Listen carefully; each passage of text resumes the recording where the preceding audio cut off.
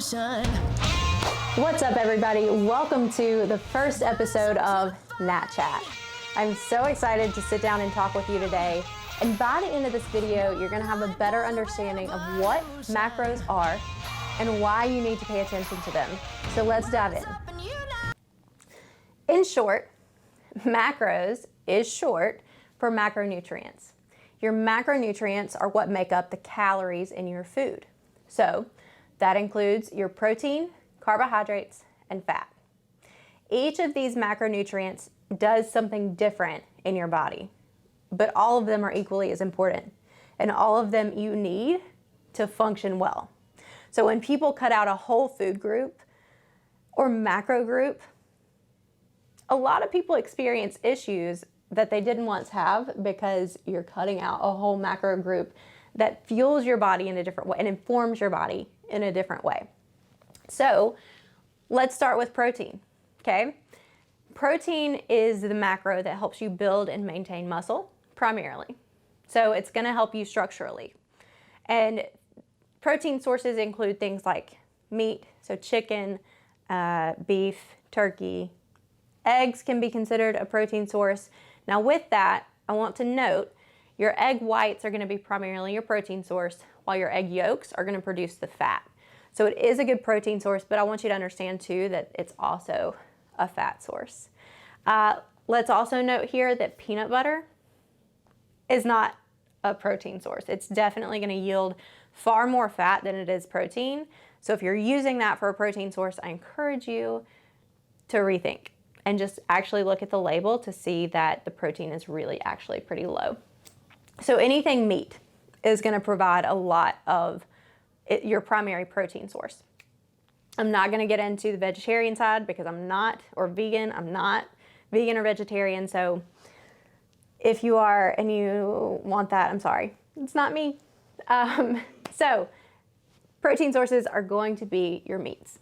Carbohydrate sources are going to be things like your grains, your veggies, your fruits, anything like that. Candy, for the most part, it's also fat, but most of them have a pretty solid carb intake as well.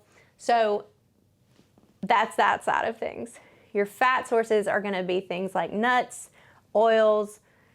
Avocado will be it'll be fat primarily, but also yield some carbs for you. Cheeses, yogurts, depending on if it's fat-free or not, things like that are going to be your fats. All of these, like I said earlier, do something different for your body, and they're all important for a highly functional individual. So be aware of that.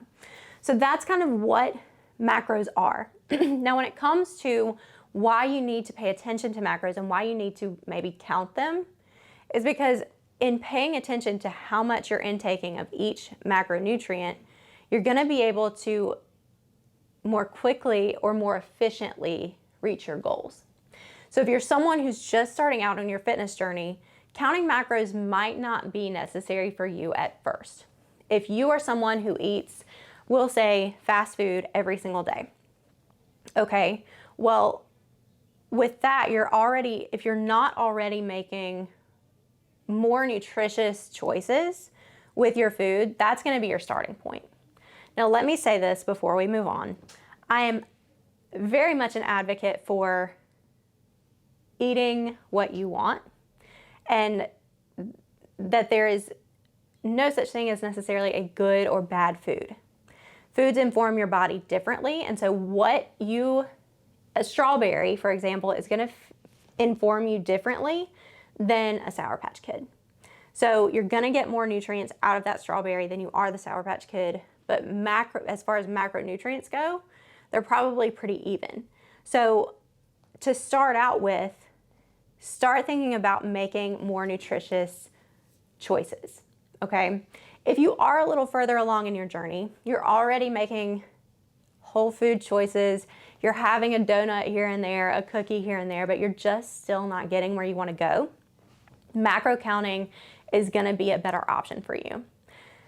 At the end of the day, you can still gain weight by eating all clean foods, okay? It is still very possible to overeat. It is definitely harder, but I want to make a note here that it is still possible. So paying attention to what you're eating is important. Now, when it comes to paying attention to each macro and counting each macro, the thing that I've noticed with a lot of people, women specifically, is that you're not getting enough protein. More often than not, when I talk to someone about what they're eating, their protein is incredibly low. And so with that, you're barely able to maintain your muscle, and then you can't build on it. So that's the first pinpoint there, right? You want to make sure that you're getting enough muscle to actually get to the goal that you want to get to. As far as carbohydrates go, number one, they're great, right? I feel like I don't know that I've ever met a person who is like, yeah, I'd just rather not eat carbs. Some people do because that's what they think is the right thing to do to get to their goals. But most people are never like, no, thanks, not for me. Let's be real, they're great. They taste good, they make you feel good, and that's the point. Carbohydrates are going to be your primary energy source for everything. So you need them. Fat, on the other hand, is also an energy source, but it's going to break down differently in your body. It also yields higher calories per gram. So keep that in mind. So let's look at the numbers. Carbs and fat yield the same amount of calories per gram. So 1 gram of protein is 4 calories. 1 gram of carbs is 4 calories. On the other hand, 1 gram of fat is 9 calories. So if you do the math, I'll let you do it. I'm not a math person, but let's say you have 20 grams of protein, 4 grams of carbs, and 2 grams of fat, okay?